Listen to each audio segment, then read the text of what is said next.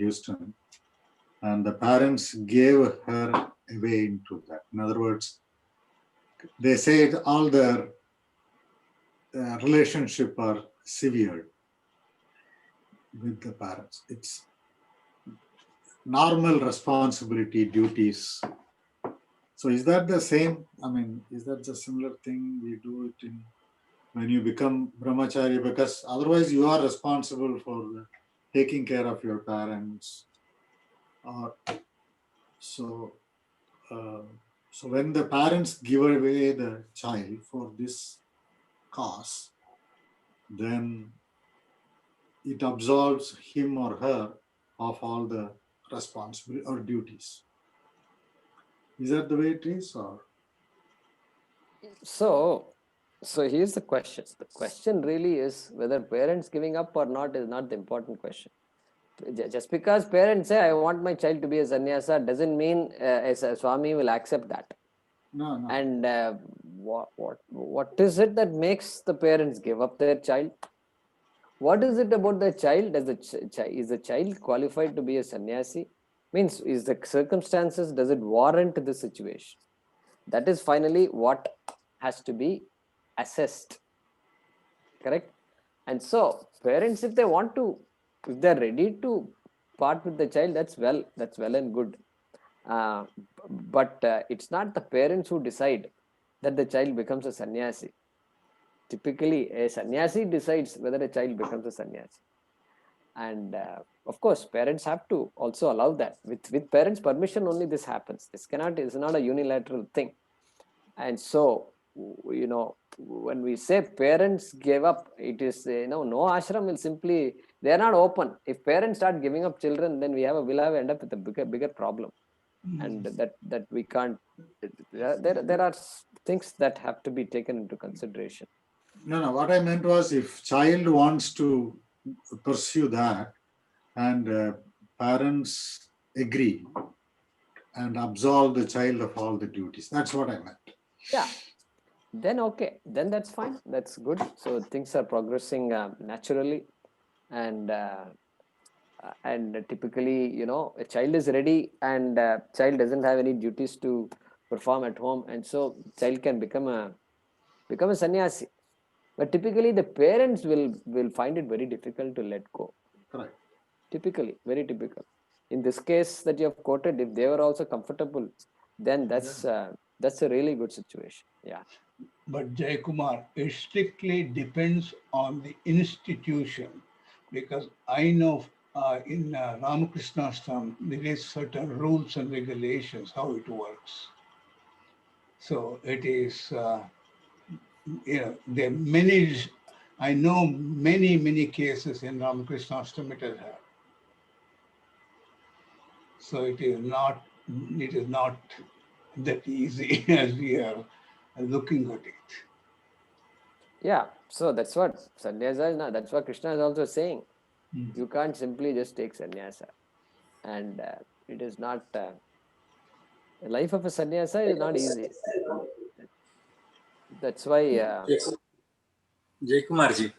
One second. So, life of a sannyasa is not easy, and that is why so many statements are being made, and that's why we are saying we're trying to neutralize any romantic ideas of sannyasa and all that.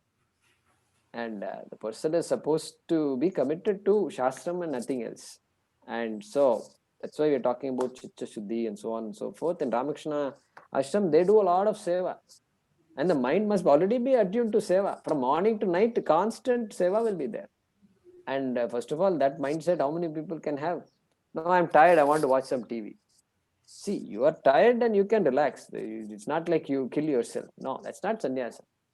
But I want a break to do other things, I want to go some picnic and all that. These things will not, generally a sannyasi will not want all that. So yeah, I agree, there are different rules in different ashrams. That is, that definitely will be there. And understand that it's not just a unilateral thing. Yeah. Mohan Sai, go ahead. Yeah, sorry, Ramesh ji, you had a question. Yeah. Yes, my comment is to attain the sannyasa or to attain the enlightenment, there are two paths. One, going through all the phases like brahmacharya and coming to grahastha-ashrama, vanaprastha-ashrama, sannyasa. But you don't have to go through all the phases to come to sannyasa and attain the enlightenment.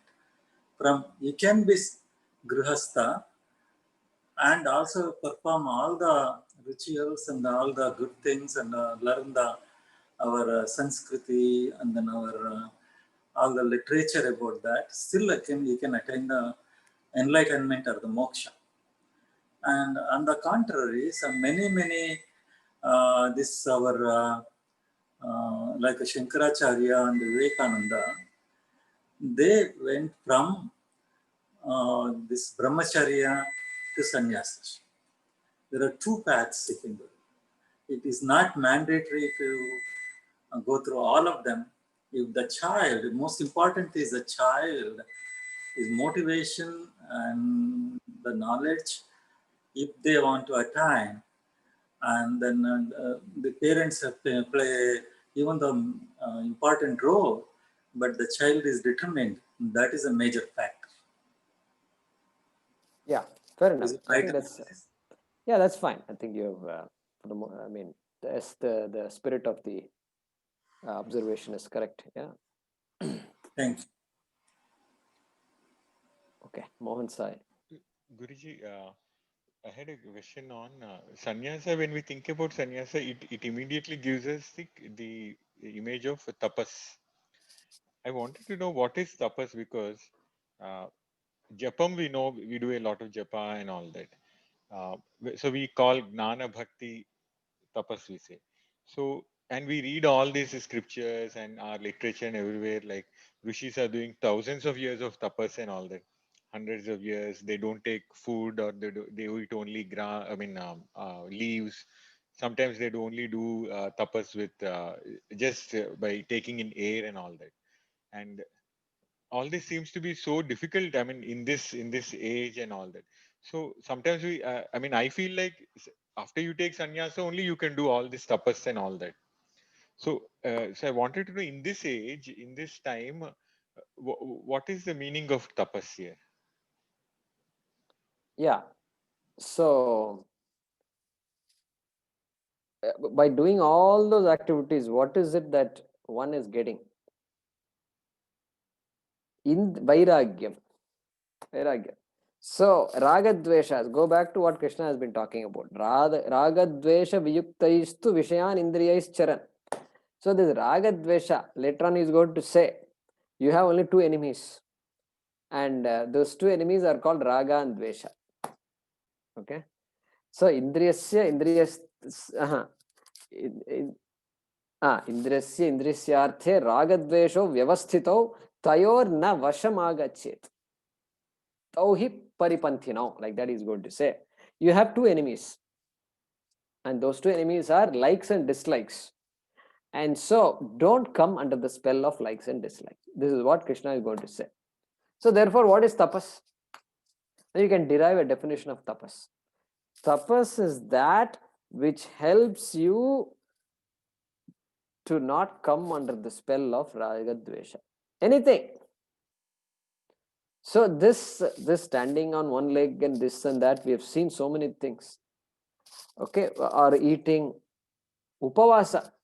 Take a simple example, upavasa. Okay, staying away from the typical meals for a day. Okay, can I do that? Why does one do that? Why? Let's talk about why one should do upavasa. For your health and all, we say physical health, it is good. Physical health, it is good. But the main purpose for upavasa is to practice this raga dvesha virakti. Correct? Because so many things are going on. They are giving halwa. Somebody's birthday, neighbor's birthday is giving halwa. Can you say, okay, everybody take halwa, I will keep quiet? Can you say that? So the tapas is there. There also there is tapas. I'm saying, don't ignore the tapas that is possible in everyday life. Okay, today somebody's birthday in our senior citizen home. And so they are going to give halwa. They've already said last night, that person came to me. He said, it's my birthday.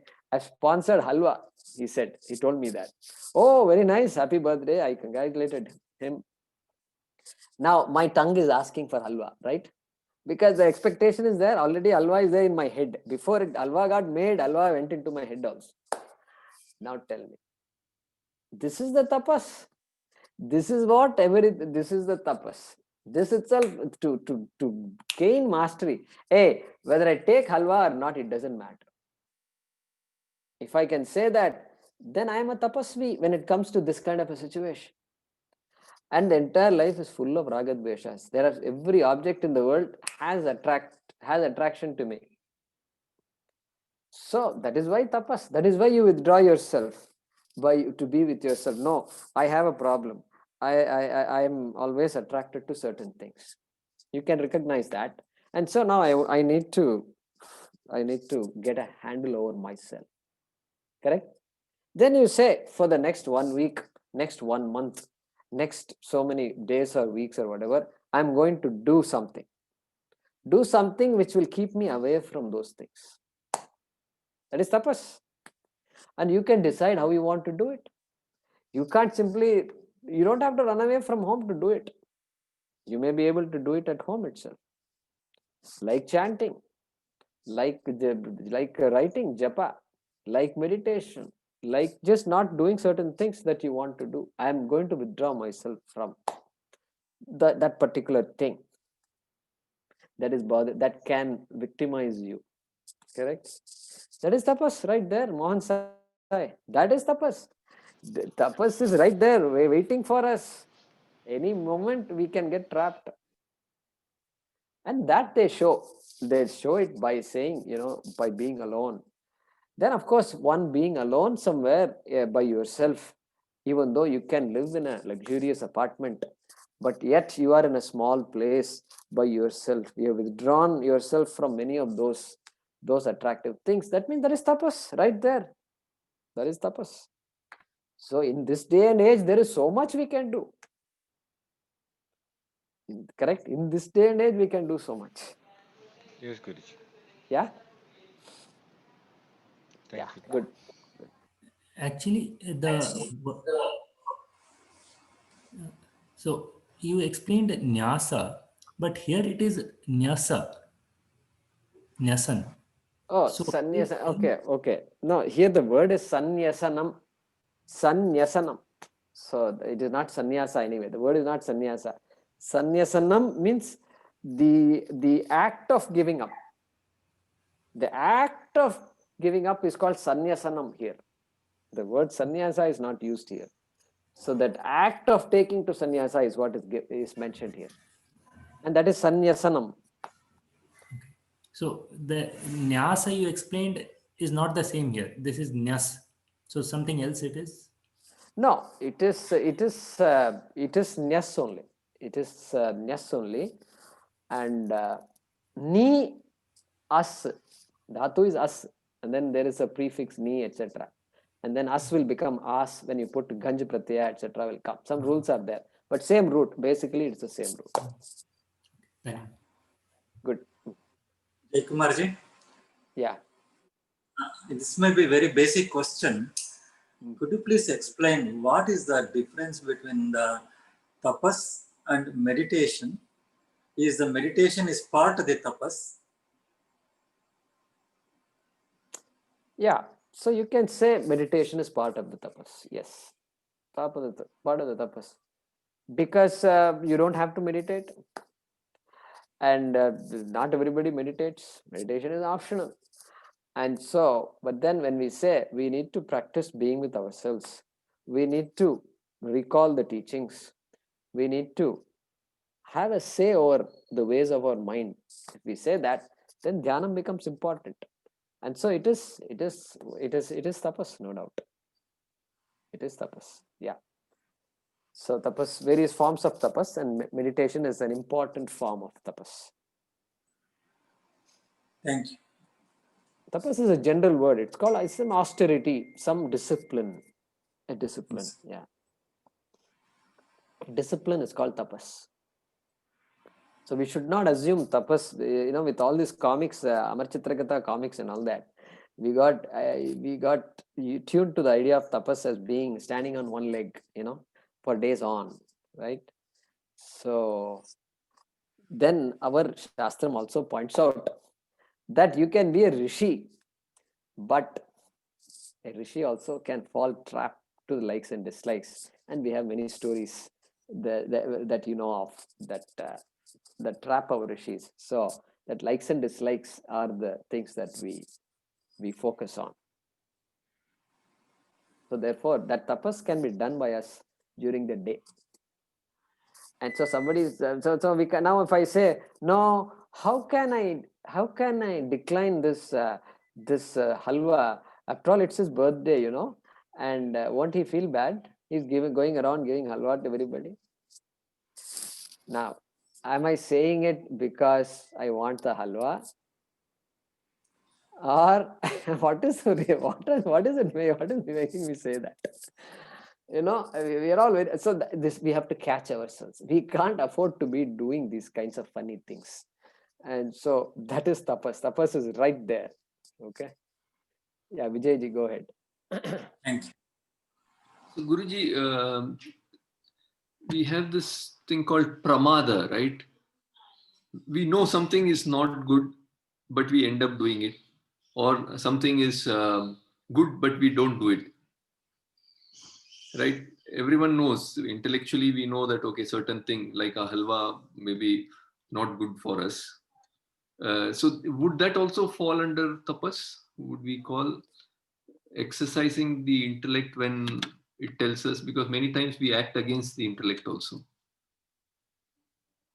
Yeah, so exactly. So tapas. So therefore, we go back to adhikaritvam.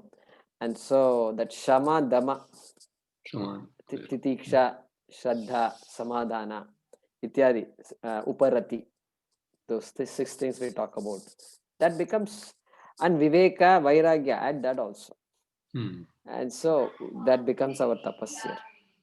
Because tapas here has nothing to do with gaining some physical ability. We are not trying to build muscles here. We are not trying to, improve our eyesight. That's not tapas. Tapas has everything to do with shama, dama. Everything is all mental here. So correct. So what you said is all there. Everything is covered under tapas. That's why we normally don't use the word tapas. We talk about adhikaritva. Adhikari. Constantly Shankara and Krishna also will say. Occasionally tapasvi they will say. But they always talk about adhikari.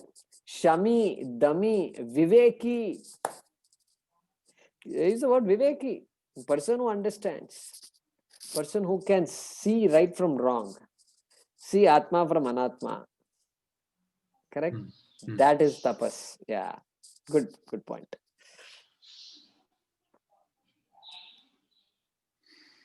All right. So it's 8:05 here. Okay. So shall we chant this Dhyana Shloka? So some of you wanted to learn it. Or shall we do another class? It can take 10-15 minutes. We don't know.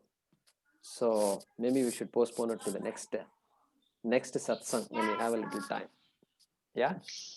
Okay. Let's do that. Yeah.